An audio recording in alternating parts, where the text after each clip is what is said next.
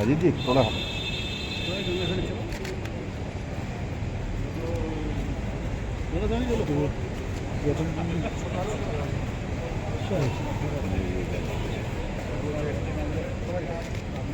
कौन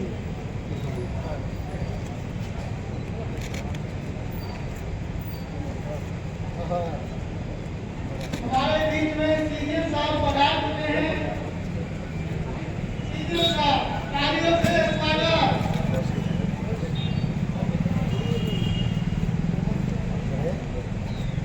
अभी बचा हुआ है क्या आपको भी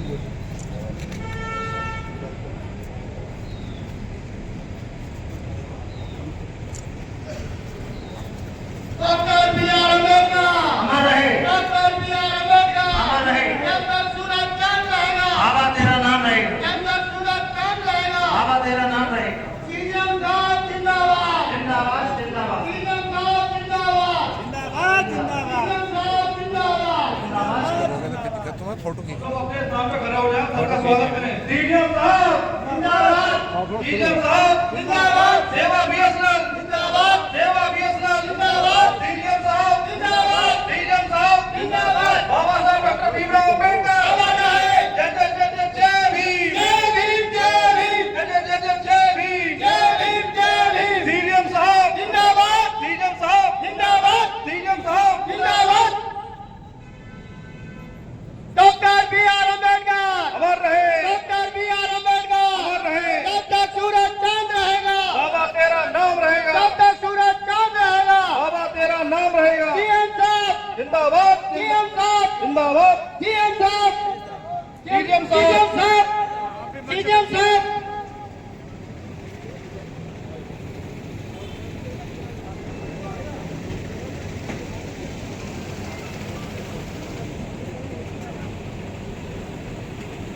सीएम साहब के साथ ताली बहुत जोर से सीएम साहब जिंदाबाद जिंदाबाद सीएम साहब जिंदाबाद जिंदाबाद जिंदाबाद सेवा बीएसएनएल जिंदाबाद सेवा बीएसएनएल जिंदाबाद जिंदाबाद। तो तालियां बजाते रहे। रहेगा अमर रहे जब सूरज चांद रहेगा बाबा तेरा नाम रहेगा। हमारे गाजियाबाद के सीएम साथी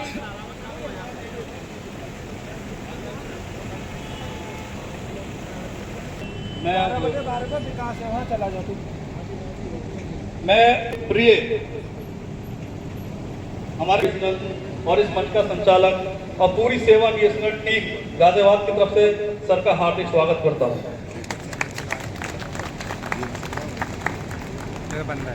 मैं उन्हीं के साथ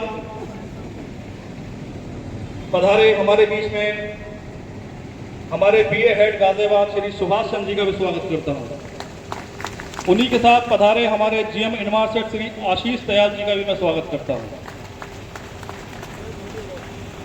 मैं अब गंगा सरन जी से अनुरोध साथ में विकास जी भी साथ है तालियां बजाते रहे सर।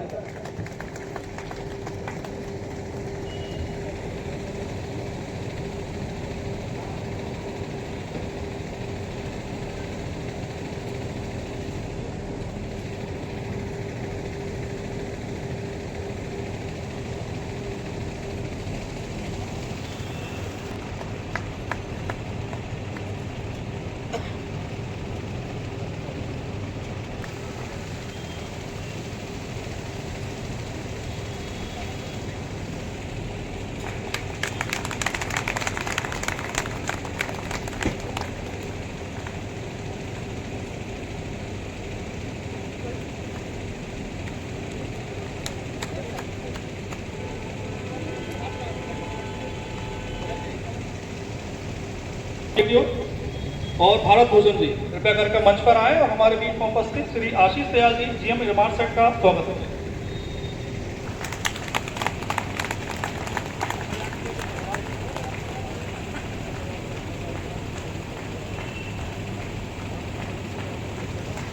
सेवक बीएसएनएल गाजियाबाद कृपया करके मंच पर आए और हमारे बीच में उपस्थित राजीव जी डीजीएम साहब का स्वागत करें। स्टेज पर आए।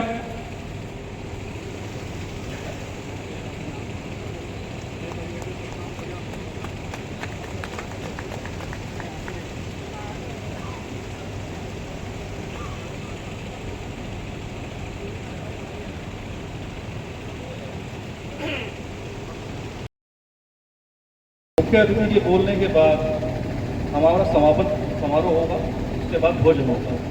तो हम लोग बहुत देर से सीएम साहब के भाषण के लिए यहाँ बैठे हुए हैं, उनके विचार सुनने के लिए यहाँ बैठे हुए हैं।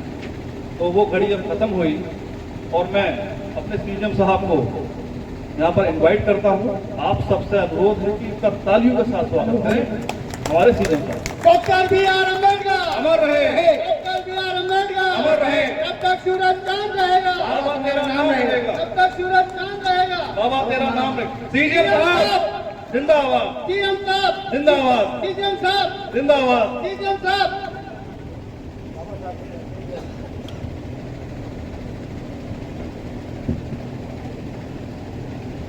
यहाँ उपस्थित सभी माननीय पदाधिकारीगण, कुछ इनका मैं नाम लेना चाहूँगा, लिस्ट काफ़ी लंबी है।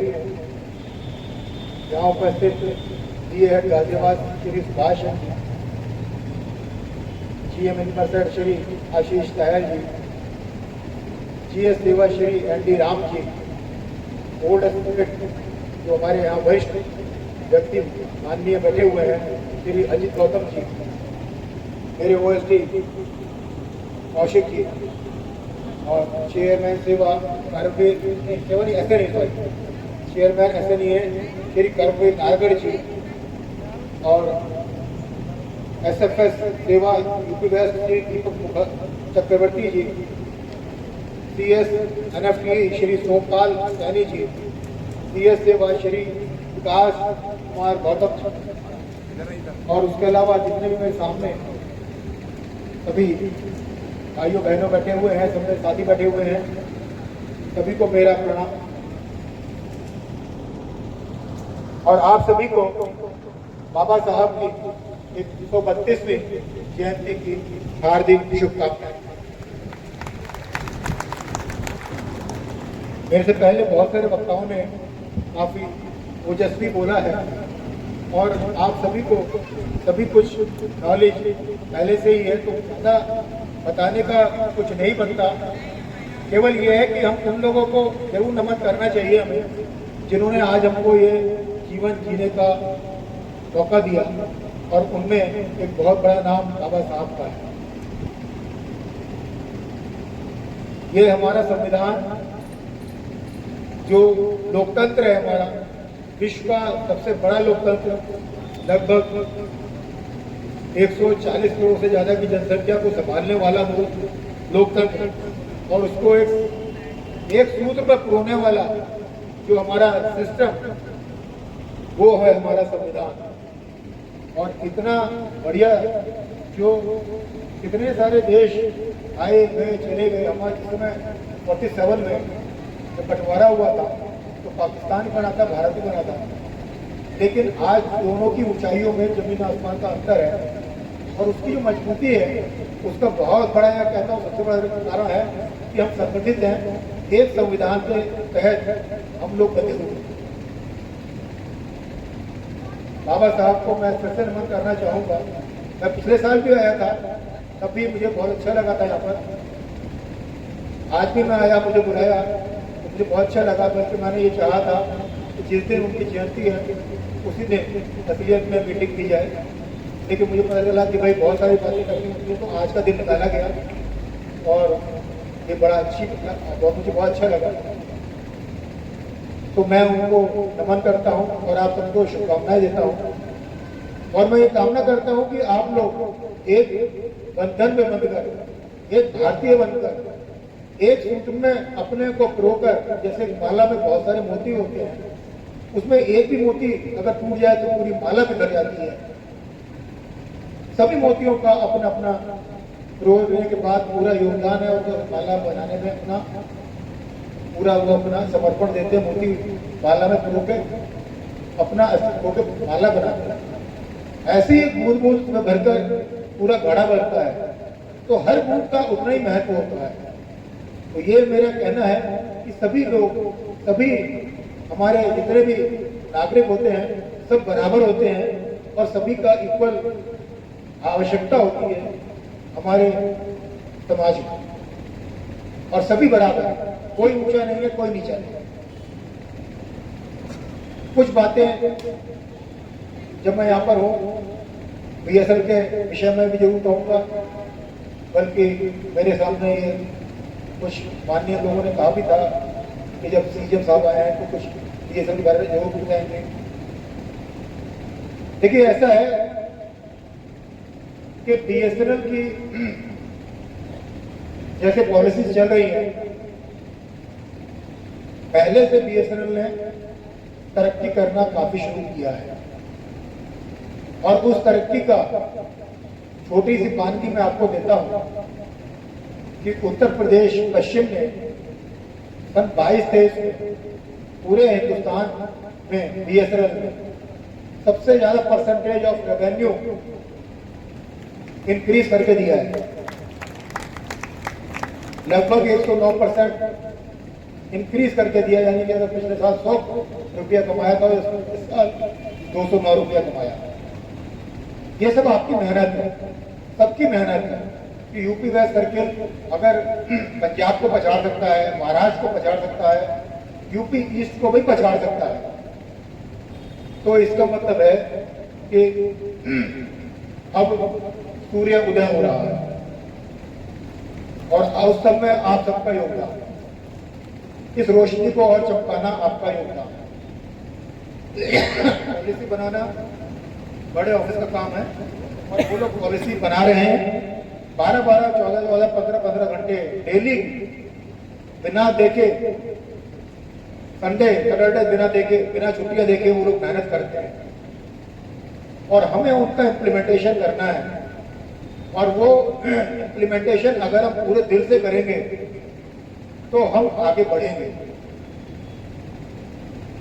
अभी कल की बात बताता हूं, कल हमारे माननीय सीएमडी साहब ने एक लेटर दिया है एप्रिसिएशन का, जिसमें हमारे आईएसआर यूनिट यानी जो हमारे इनमर्सर यूनिट है, इसने पूरे बीएसएल में प्रथम रैंक पाई है पूरे हिंदुस्तान में। उनके सीएम साहब आशीष तायल जी यहाँ बैठे हुए हैं, मैं उनको हार्दिक बधाइयां देता हूं कि उनकी टीम ने और उनके पहले जो सीएम थे उस समय उनको भी बधाई और उनकी पूरी टीम को बधाई। इन्होंने 114.48% पॉइंट पाए हैं, 114.48 पॉइंट पाए हैं, तो यानी कि एक्सीलेंट लेवल का काम किया है और जिसके कारण इनके यूनिट को उत्तर प्रदेश में पश्चिम को ये भारत में सबसे ज्यादा अचीवमेंट देने का मौका मिला है। तो आप सभी बधाई के पात्र हैं। इस जर्नी को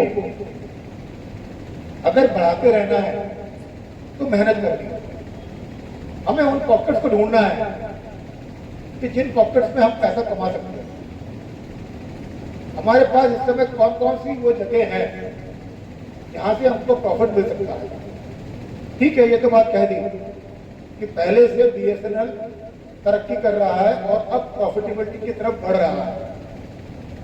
अच्छी बात है, सुनने में बहुत अच्छा लगा, तालियां भी बजी, दिल को सुकून मिला। लेकिन हमको जर्नी को आगे बढ़ाना है और अभी भी हम नेट प्रॉफिट में आने के लिए हमको बहुत मेहनत करनी है। हमारे पास कुछ ऐसे ब्रेड एंड बटर हैं जिनकी डिमांड पब्लिक में बहुत ज्यादा है और वो है हमारा सबसे बड़ा जो बिजनेस है वो है एफटीटीएच का। हम लोग अभी एफटीटीएच में जितना हमारे पास स्कोप है हम अभी उधर कनेक्शन नहीं लगा रहे। कनेक्शन बुक पड़े रहते हैं लेकिन उनको टीएनएफ करके छोड़ दिया जाता है, जबकि ये काम डिपार्टमेंट को नहीं करना, ये काम टीआईपीएस को करना है जो हमारे चैनल पार्टनर हैं और हम उनको उस बात का 50% रेवेन्यू शेयरिंग देते हैं। हमारे को कोशिश केवल ये करनी है कि हम उनको पूरा फैसिलिटेट करें अपने टीआईपीएस को और उनको पीछे लगे रहे कि ज्यादा से ज्यादा कनेक्शन लगाओ, जितने लोग बुक करते हैं उनको भी लगाओ और पब्लिक में जाकर डिमांड भी क्रिएट करो। तो ये हमारा अगर एफटीटीएच बिजनेस ही हमारा बहुत ज्यादा आगे बढ़ जाता है तो यही हमको बहुत ऊपर तक ले जाएगा। इसी तरह से हमारा एक बिजनेस सिर्फ सेलिंग का है, सिर्फ सेल करने के साथ साथ सबसे बड़ी जरूरत है कि जो सिर्फ बिक गया वो रिटेन भी रहे। रिटेंशन, खरीदने के बाद उसको रिचार्ज नहीं किया तो बिक्री का फायदा कुछ नहीं हुआ। आज हमारा VLR फिगर 8-9 लाख है, जबकि असलियत में जो हमारे सिर्फ मार्केट में है वो करीब 35 लाख के ऊपर है। तो हमारा VLR फिगर जो एक्टिव हमारे काम कर रहे हैं, जो उनको इस्तेमाल कर रहे हैं, तो हमारे को ये देखना है कि हमारा कस्टमर हमसे जुड़ा रहे और वो जो है रिचार्ज भी करवाए।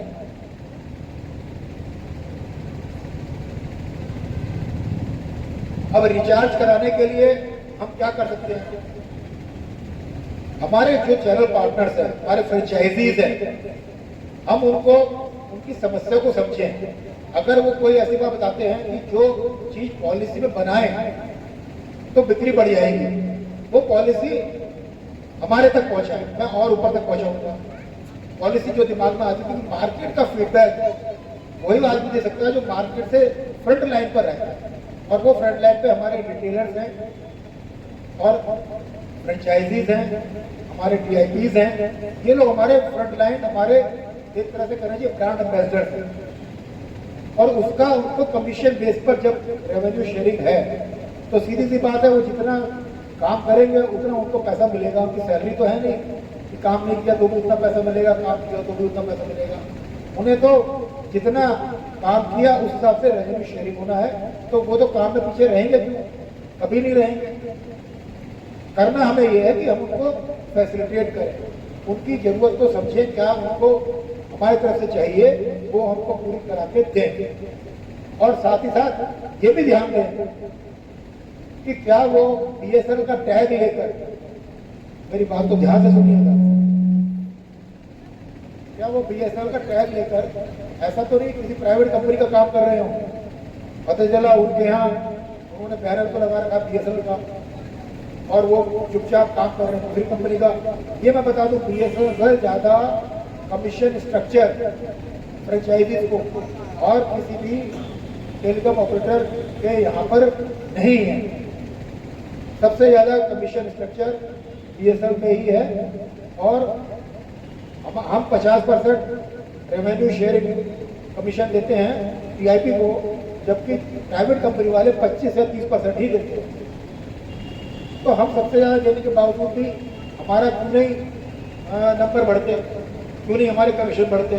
क्योंकि हम कहीं ना कहीं सरकारी इस तरह के बन जाते हैं कि हम उनको फैसिलिटेट करने में, अरे यार अपने आप करेगा, कैसे करेगा, अपने आप जाने, हम क्या नहीं, हमें उससे जुड़ना पड़ेगा, हमें उसकी समस्याओं को समझना पड़ेगा। तो वो हमारे साथ और ज्यादा मन से काम करेगा, और जब ज्यादा मन से काम करेगा तो BSNL को प्रॉफिट मिलना शुरू होगा, और प्रॉफिट मिलेगा तो अल्टीमेटली भाई आप लोगों का 3rd PRC आपको नहीं मिला है, दुआ कीजिए कि आपका प्रॉफिट BSNL प्रॉफिट में जाए, तो आपके जो छुपे हुए टुटे हुए जो आपके अलाउंसेस है वो भी मिले। तो मेरा ये कहना है BSNL की दिशा अब पॉजिटिव डायरेक्शन में चल रही है, बहुत तेजी से। जरूरत है इम्प्लीमेंटेशन करने की। मैंने बाबा साहब को नमन करते हुए ये भाषण शुरू किया था, उन्हीं को नमन करते हुए इस भाषण को विराम दूंगा। एक बात कहूंगा कि कोई भी इंसान जब ऊंचा उठता है तो किसी न किसी गुरु को मानता है। बिना गुरु के शिक्षा का परिणाम पूरा नहीं होता, तभी मानते हैं ना। रामचंद्र के गुरु वशिष्ठ थे, तो विश्वामित्र थे, हर एक का कोई ना कोई गुरु हुआ है। कोई मुझे बता सकता है बाबा साहब का गुरु कौन था? बताइए मैडम। ज्योतिबा फूले जी। वो गुरु नहीं थे, वो तो उनके, चलिए जिन्होंने उनको पढ़ाया, फूले जी का पद और ऊंचा है, वो और ऊंचा पद है, जिन्होंने अपना उपनाम दिया उन्हें अम्बेडकर। यहाँ जी सही बात, इनके लिए ताली बजाइए। कृष्णा जी केशव राम अंबेडकर उनके गुरु थे, और बाबा साहब इतने मानते उन्होंने अपने गुरु का नाम लिया, क्योंकि अंबेडकर उनका सरनेम था गुरु का, तो अंबेडकर जी ने अपने गुरु का सरनेम लिया, अपने ऊपर लगाया। तो हमें जो है गुरु को भी हमेशा नमन करना होगा अगर हमें किसी बड़ी हस्ती को नमन करना है। तो एक नई बात मैंने आपके सामने बताई है, शायद आपकी नॉलेज बड़ी होगी। मैं फिर से नमन करता हूं और आप सबका धन्यवाद देता हूं। आप लोग बीएसएल के लिए बहुत मेहनत कीजिए, बीएसएल को आगे बढ़ाइए। आप मेरी तरफ से आपको बहुत बहुत शुभकामनाएं। Thank you very much.